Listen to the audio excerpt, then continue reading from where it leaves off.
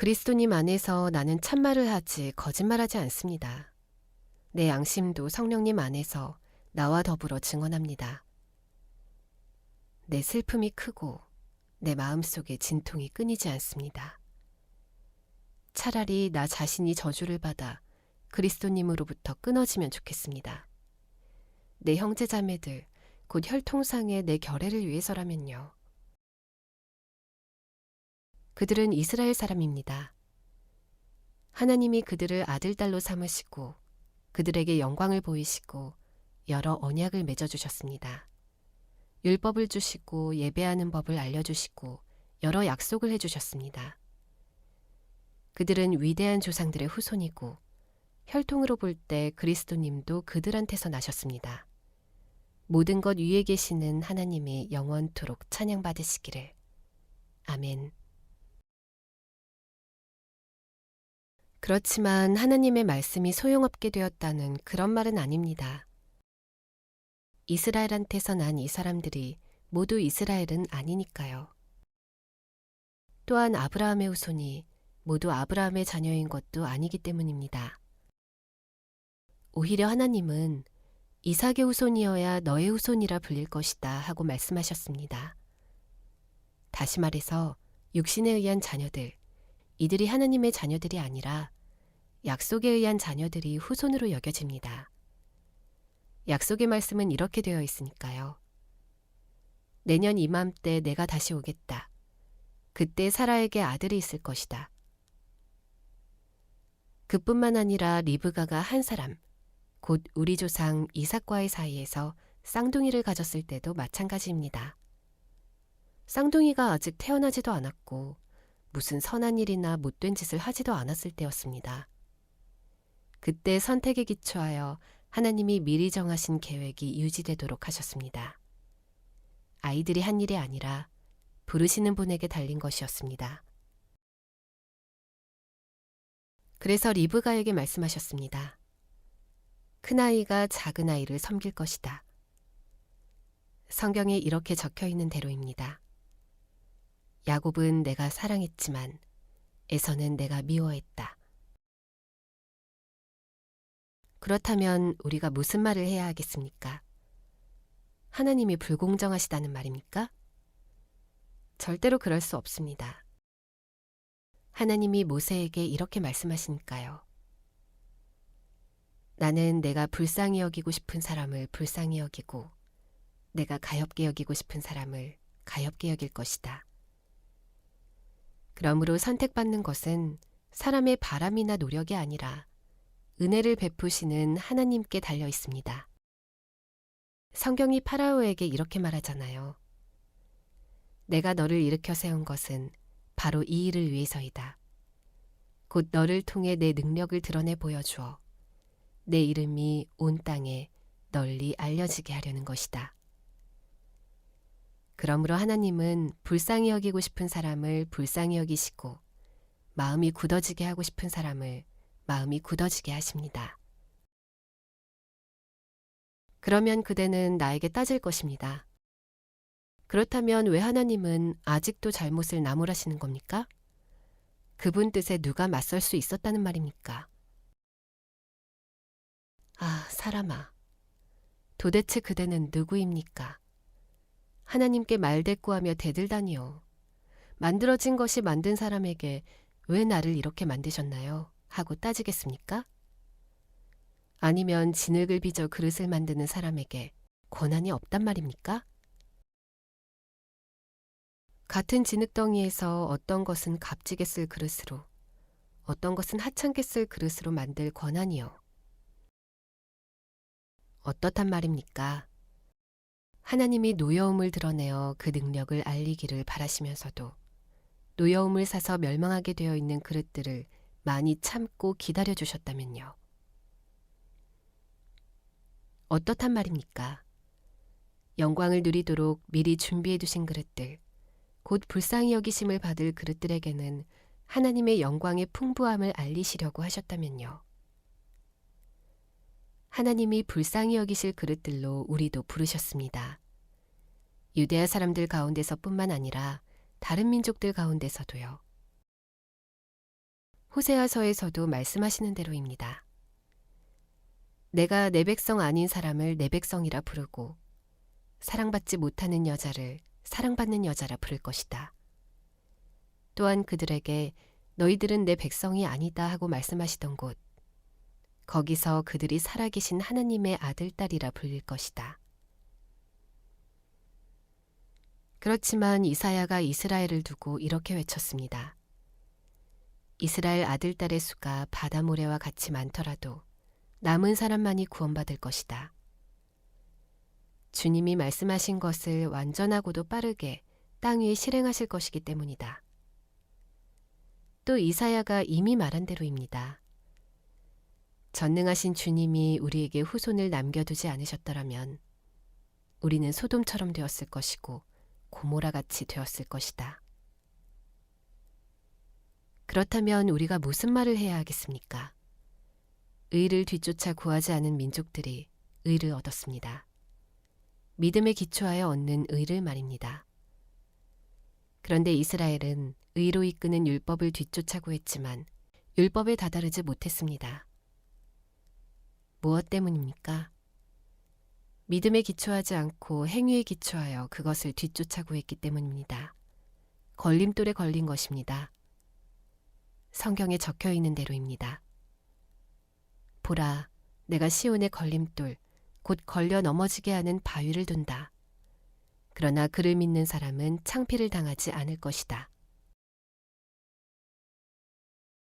형제자매 여러분, 내 마음의 갈망, 곧 이스라엘 사람들을 위해 하나님께 매달려드리는 기도는 그들이 구원받게 되는 것입니다. 내가 증언하는데 그들에게는 하나님을 향한 열정이 있습니다. 그러나 그 열정은 바른 깨달음에 따른 것이 아닙니다. 그들은 하나님의 의를 알지 못하고 자기네 자신의 의를 세우려고 애쓰다가 하나님의 의에 굴복하지 않았기 때문입니다.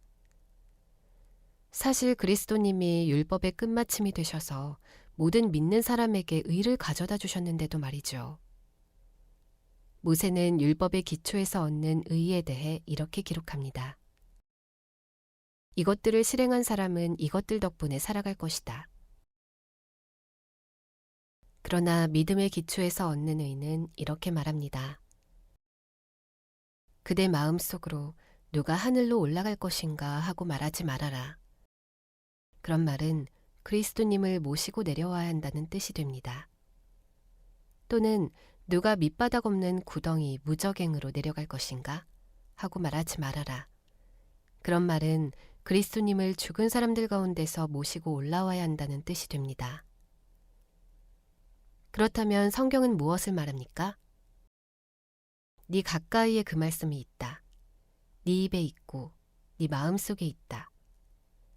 이것은 우리가 선포하는 바로 그 믿음의 말씀입니다. 곧 그대가 입으로 주 예수님을 고백하고 하나님이 그분을 죽은 사람들 가운데서 일으켜 살리셨다고 마음으로 믿으면 구원받을 것이라는 말입니다. 사람은 마음으로 믿어 의에 이르고 입으로 고백하여 구원에 이르기 때문입니다. 성경에 이렇게 말하니까요. 그를 믿는 사람은 아무도 창피를 당하지 않을 것이다. 유대야 사람과 그리스 사람 사이에 차이가 없습니다. 동일한 주님이 모든 사람의 주님이시고 주님을 부르는 사람 모두에게 주님은 넉넉히 베푸시기 때문입니다. 주님의 이름을 부르는 사람은 누구나 모두 구원받을 것입니다. 하지만 믿은 적이 없는 분을 어떻게 부를 수 있겠습니까? 들어본 적이 없는 분을 어떻게 믿을 수 있겠습니까? 선포하는 사람이 없으면 어떻게 들을 수 있겠습니까? 보냄을 받지 않았다면 그들이 어떻게 선포할 수 있겠습니까? 성경에 이렇게 적혀 있는 대로입니다. 얼마나 아름다운가. 좋은 것들을 좋은 소식으로 전하는 사람들의 발이. 그러나 모두가 복음을 듣고 따른 것은 아닙니다. 이사야가 이렇게 말하니까요. 주님, 누가 우리한테 들은 것을 믿었습니까? 그러므로 믿음은 듣는 데서 생기고 듣는 것은 그리스도님을 전하는 말씀을 통해 이루어집니다. 그러면 내가 묻습니다. 그들이 들어보지 못했습니까? 그렇지 않습니다. 온 땅으로 퍼져나갔네 그들의 소리가. 세상 끝으로 그들의 말이. 내가 다시 묻습니다. 이스라엘이 알지 못했단 말입니까? 먼저 모세가 이렇게 말합니다. 나는 너희가 질투하게 만들 것이다. 내 백성 아닌 사람들을 가지고서. 깨닫지 못하는 민족을 가지고서 너희를 노엽게 할 것이다. 이사야는 아주 용감하게 이렇게 말하기까지 합니다. 나를 찾지도 않은 사람들에게 내가 나타났고 나에 대해 물어보지도 않은 사람들에게 나를 보여주었다. 그러나 이스라엘에 대해서는 이렇게 말합니다. 온종일 내가 내 두 손을 펴서 불순종하고 대드는 백성한테로 내밀었다. 그러면 내가 묻습니다. 하나님이 자기 백성을 내치셨다는 것입니까? 절대로 그럴 수 없습니다. 나 역시 이스라엘 사람입니다. 아브라함의 후손이자 베냐민 지파입니다. 하나님은 미리 선택하신 자기 백성을 내치지 않으셨습니다. 여러분은 엘리야와 관련해서 성경이 무엇이라고 말하는지 알지 못하십니까? 엘리야가 이스라엘에 맞서 하나님께 이렇게 하소연한다고 말하지 않습니까? 주님, 그들은 주님의 예언자들을 죽였습니다. 주님의 제단을 완전히 파헤쳤습니다. 이제 저만 혼자 남았는데 그들은 제 목숨마저 없애려고 노리고 있습니다. 그러나 하나님이 엘리야에게 알려주신 대답은 무엇입니까? 내가 나를 위하여 7,000명을 남겨두었다. 그들은 모두 바알에게 무릎을 꿇지 않은 사람들이다. 하는 말씀입니다. 그러므로 그처럼 지금 이때에도 은혜로 선택하여 남겨두신 사람들이 있습니다. 그런데 이것이 은혜로 된 일이라면 전혀 행위들에 기초한 것이 아닙니다. 그렇지 않다면 은혜가 전혀 은혜가 아니기 때문입니다. 그러면 무슨 뜻입니까? 이스라엘은 애써 찾던 것, 그것을 얻지 못했지만 선택받은 사람들은 얻었습니다. 그 밖의 사람들은 마음이 다치고 말았습니다. 성경에 이렇게 적혀 있는 대로입니다. 그들에게 하나님이 주신 것은 깊은 잠의 영과 보지 못하는 눈과 듣지 못하는 귀입니다. 오늘날까지 그렇습니다. 또 다윗도 이렇게 말합니다. 그들의 밥상이 그들에게 올가미와 덫과 걸림돌과 안갚음이 되게 해주십시오. 그들의 눈은 어두워져 보지 못하게 해주시고 그들의 등은 늘 굽어있게 해주십시오. 그러면 내가 묻습니다. 이스라엘 사람들이 걸려서 비틀거리다가 아주 넘어지고 말았습니까? 절대로 그럴 수 없습니다.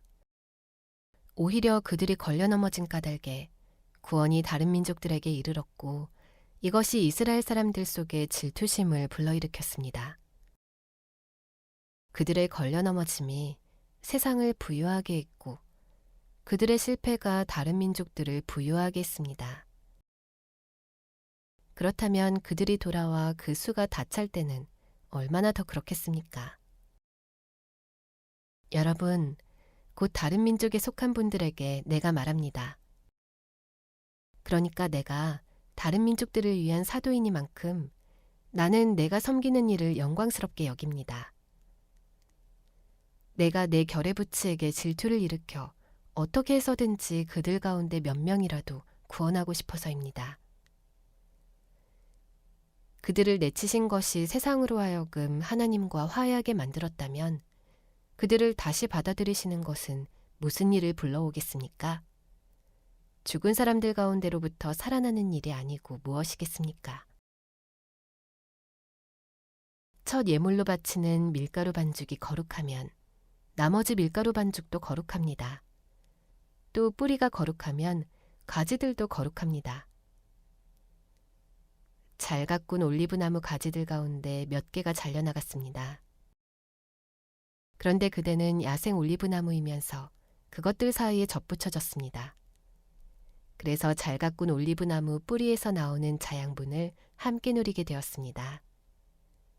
그렇다면 잘려나간 가지들 앞에서 으스대지 마십시오. 으스대 본들, 그대가 뿌리를 떠받치고 있는 것이 아니라 뿌리가 그대를 떠받치고 있는 것입니다. 그러면 그대는 말하겠죠. 가지들이 잘려나간 것은 바로 내가 접붙여지게 하려는 것입니다. 하고요. 맞는 말입니다. 그들은 믿지 않아서 잘려나갔고 그대는 믿음으로 그 자리에 서 있습니다.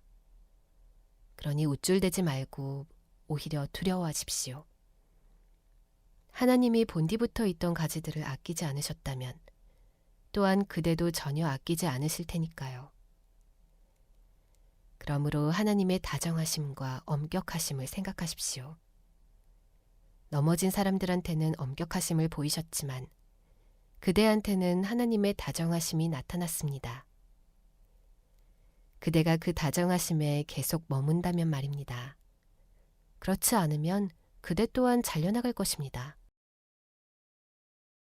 그러나 저 사람들도 불신앙에 계속 머물러 있지 않는다면 접붙여질 것입니다. 능히 하나님은 그들을 다시 접붙이실 수 있기 때문입니다. 그대는 본디부터 붙어 있었던 야생 올리브나무에서 잘려나와 본디 속하지 않았던 잘 가꾼 올리브나무에 접붙여졌습니다. 그렇다면 본디부터 붙어 있었던 이 가지들이 자기네 올리브나무에 접붙여지는 것이야 얼마나 더 쉬운 일이겠습니까? 형제자매 여러분, 나는 여러분이 이 비밀을 모르기를 바라지 않습니다. 그래서 여러분이 슬기로운 사람이라고 착각하지 않기를 바랍니다. 곧 이스라엘의 일부 사람들의 마음이 닫혀 있는 것은 다른 민족 사람들이 들어와서 그 수가 다 찰 때까지입니다. 그리고 이렇게 하여 이스라엘이 모두 구원받게 될 것입니다. 성경에 이렇게 적혀 있는 대로입니다. 건져내는 이가 시온으로부터 와서 불경건한 일들을 야곱에게서 돌려놓을 것이다. 이것은 그들과 맺은 나의 언약이다. 내가 그들의 죄를 말끔히 치워줄 때. 복음으로 치면 이스라엘 사람들은 여러분 때문에 원수가 되었지만 선택으로 치면 조상들 덕분에 사랑받는 사람들입니다. 하나님의 은혜의 선물과 부르심은 취소될 수 없는 것이니까요. 여러분은 한때는 하나님께 순종하지 않았습니다. 그러나 지금은 이스라엘 사람들의 불순종 때문에 여러분이 하나님의 자비를 입게 되었습니다. 마찬가지로 여러분이 자비를 입은 탓에 이들도 지금은 순종하지 않고 있습니다. 이들 자신도 이제 하나님의 자비를 입도록 하시려는 것입니다. 하나님이 모든 사람들을 다 같이 불순종에 가두셨기 때문입니다. 모든 사람들에게 자비를 베푸시려고 말입니다. 오, 그지없이 깊도다. 하나님의 부유하심과 지혜와 지식은. 하나님의 판결은 가늠할 수 없고 하나님의 길은 헤아릴 길 없구나. 누가 주님의 생각을 알았는가? 누가 주님의 의논 상대가 되었는가? 누가 주님께 먼저 드려서 되돌려 받겠는가? 모든 것이 하나님으로부터 생겨나서 하나님을 통해서 지탱되며 하나님을 위해서 존재하기 때문입니다. 하나님께 영광이 영원토록 있기를. 아멘. 그러므로 형제자매 여러분, 나는 하나님의 자비하심에 기대어 여러분에게 권유합니다. 여러분의 몸을 살아있는 희생제물로 하나님이 마음에 들어 하실 거룩한 희생제물로 바치십시오. 이것이야말로 여러분이 드릴 참된 예배입니다. 이 세대의 흐름에 자신을 맞추지 말고 생각을 확 새롭게 해서 달라지십시오. 그리하여 하나님의 뜻이 무엇인지, 곧 무엇이 선하고 하나님 마음에 들고 완전한 것인지를 검증하여 밝혀내십시오. 나에게 베풀어 주신 은혜를 힘입어 여러분 한 사람 한 사람에게 말합니다. 마땅히 그래야 할 정도를 벗어나 분수에 넘치게 생각하지 마십시오.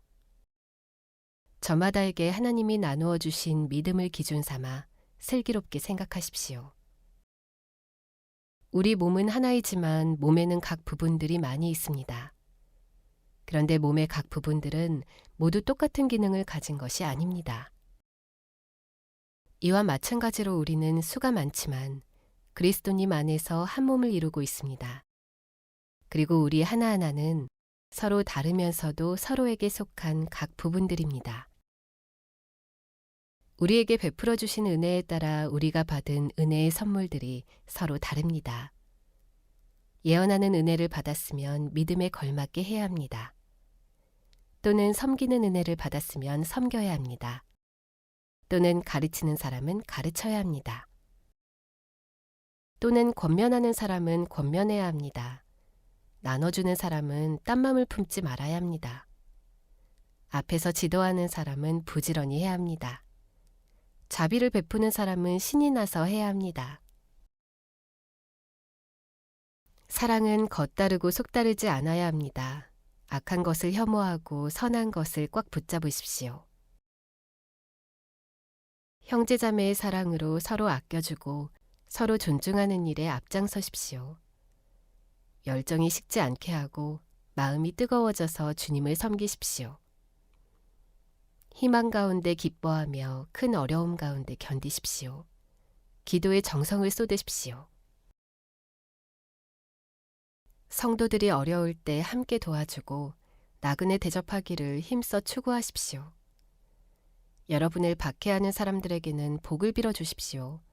복을 빌어 주시고 악담은 하지 마십시오.